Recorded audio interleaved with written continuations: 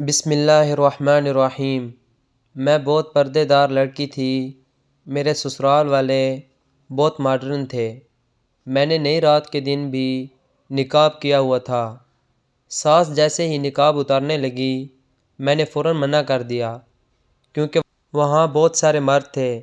سب میرا مذاق اڑانے لگے، بولے لڑکی میں کوئی عیب ہے، چہرہ چھپا رہی ہے۔ یہ سنتے ہی میرے شوہر غصے سے بولا اپنا نقاب اتار، اور میرے منع کرنے پر اس نے اسی وقت مجھے طلاق دے دی۔ میں پتھر بنی کھڑی رہ گئی اور رات واپس اپنی ماں کے گھر آ گئی۔ ماں مجھے بد دعائیں دینے لگی تو میں نے روتے ہوئے آسمان کی طرف نظر اٹھائی اور ایک لمبی آہ بھری۔ اب یہاں سے کہانی آگے بڑھتی ہے۔ اس رات میں نے اپنے دل میں ایسے شکوے کیے جو میں نے کبھی زبان پر نہیں لائے تھے۔ میں بار بار سوچ رہی تھی کہ آخر میرا قصور کیا تھا؟ کیا میں نے پردہ کر کے غلط کیا تھا؟ کیا میں نے اللہ کے حکم کو تھام کر کوئی خطا کی تھی؟ ماں کے الفاظ تیر بن کر دل میں لگ رہے تھے، مگر میں خاموش تھی، کیونکہ ماں کی محبت بھی غصے کے پیچھے چھپی ہوتی ہے۔ میں جانتی تھی کہ وہ حالات سے ڈری ہوئی تھی، مگر میں دل ہی دل میں کانپ رہی تھی کہ اب آگے کیا ہوگا۔ میں نے آنسو صاف کیے اور عشاء کی نماز پڑھی۔ سجدے میں گئی تو لگا جیسے آج میں پوری دنیا کے سامنے نہیں بلکہ صرف اپنے رب کے سامنے کھڑی ہوں۔ میرے آنسو سجدہ تر کرتے جا رہے تھے۔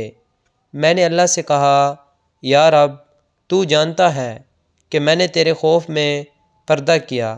اگر میں نے کوئی غلطی کی ہو تو مجھے معاف کر دے، مگر میرا دل گواہ ہے کہ میں نے اپنے شوہر کے غصے کی وجہ سے نہیں بلکہ تیری رضا کی خاطر ایسا کیا تھا۔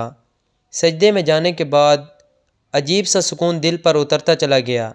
میں نے پہلی بار محسوس کیا کہ جب سب چھوڑ دیتے ہیں تو اللہ انسان کے بہت قریب ہو جاتا ہے۔ اگلی صبح میں اٹھی تو سارا گھر خاموش تھا۔ امی شاید سو گئی تھیں۔ میں نے آہستہ سے دروازہ کھولا تو دیکھا ابو لان میں بیٹھے تھے۔ انہوں نے میری طرف دیکھا مگر بے حد خاموشی سے۔ میں ان کے قریب بیٹھی۔ وہ دھیرے سے بولے، بیٹی، کوئی چیز اللہ کی رضا کے لیے کرو تو کبھی نقصان نہیں دیتی، صبر کرو، اللہ تمہیں وہ دے گا جو تمہارے حق میں بہتر ہے۔ ابو کے یہ الفاظ میرے زخموں پر مرہم بن گئے، مگر سسرال میں اس وقت کہرام مچا ہوا تھا۔ میرے طلاق دینے کے بعد میرے شوہر کو بھی کہیں نہ کہیں احساس تھا کہ اس نے جلد بازی میں فیصلہ کیا، لیکن اس کے گھر والوں نے اسے مزید بھڑکا دیا کہ ایسی لڑکی کو گھر میں رکھنے کا فائدہ ہی کیا جو ہماری مرضی کے خلاف پردہ کرے۔ لوگ بھی باتیں کرنے لگے کہ میں بدصورتی کی وجہ سے چہرہ چھپاتی ہوں، جبکہ حقیقت صرف یہ تھی کہ میں اللہ کے حکم کی پابند تھی۔ میں اپنے گھر میں تھی مگر میرا دل جیسے ادھورا تھا۔ میں نے شادی کے خواب ابھی چھوڑے ہی نہیں تھے کہ سب کچھ ٹوٹ کر بکھر گیا۔ 2 دن بعد امی نے کہا کہ ہمیں دوسری طرف بات کرنی چاہیے، شاید صلح ہو جائے، لیکن میں اندر سے ٹوٹ چکی تھی۔ میں نے کہا، امی، اگر صلح کرنی ہو تو پردے کے ساتھ ہوگی۔ اگر انہیں میرا پردہ گوارا نہیں تو میں ذہنی غلام میں واپس نہیں جانا چاہتی۔ امی خاموش ہو گئیں، لیکن ابو نے کہا، ہم تم پر کوئی زور نہیں ڈالیں گے۔ تیسرا دن گزرا تو میرے شوہر کے گھر کے 2 قریبی رشتہ دار ہمارے گھر آئے۔ وہ کہنے لگے کہ لڑکے کو افسوس ہے، مگر وہ شرط رکھتے ہیں کہ میں پردہ نہیں کروں گی۔ میں نے ان کی بات سنی اور مسکرا کر کہا، اگر میں پردہ چھوڑ دوں تو میرا اللہ مجھ سے پوچھے گا، لیکن اگر میں شوہر چھوڑ دوں تو میرا اللہ صبر کا اجر دے گا۔ آپ بتائیں کہ کون سا رشتہ بڑا ہے؟ وہ خاموش ہو گئے۔ اس رات میں نے پھر قرآن کھولا۔ مجھ پر ایک آیت نے بہت اثر ڈالا، جو اللہ پر بھروسہ کرے گا اللہ اسے کافی ہو جائے گا۔ میں نے فیصلہ کر لیا کہ میں اللہ کو چھوڑ کر کسی انسان کو راضی نہیں کروں گی۔ تھوڑی ہی دیر بعد میرے سابق شوہر کی حالات بگڑنے لگی۔ گھر میں کلہ پڑ گیا، کاروبار ڈوبنے لگا، اس کی ماں بیمار ہو گئی۔ لوگ کہنے لگے کہ اس نے مظلوم لڑکی پر ظلم کیا ہے۔ باتیں پھیلنے لگیں وہ خود پریشان رہنے لگا، مگر انا کسی طور ٹوٹ کر معافی مانگنے نہیں دے رہی تھی۔ ادھر میں نے قرآن کی تعلیم لینے شروع کر دی۔ میں نے اپنے اندر سکون محسوس کرنا شروع کر دیا۔ کچھ عرصے بعد ایک معروف عالمہ نے میری کہانی سنی۔ انہوں نے کہا، بیٹی، تمہاری زندگی ختم نہیں ہوئی۔ اللہ نے تمہارے لیے بڑا امتحان رکھا تھا، مگر اس کے بعد ضرور بڑی راحت آئے گی۔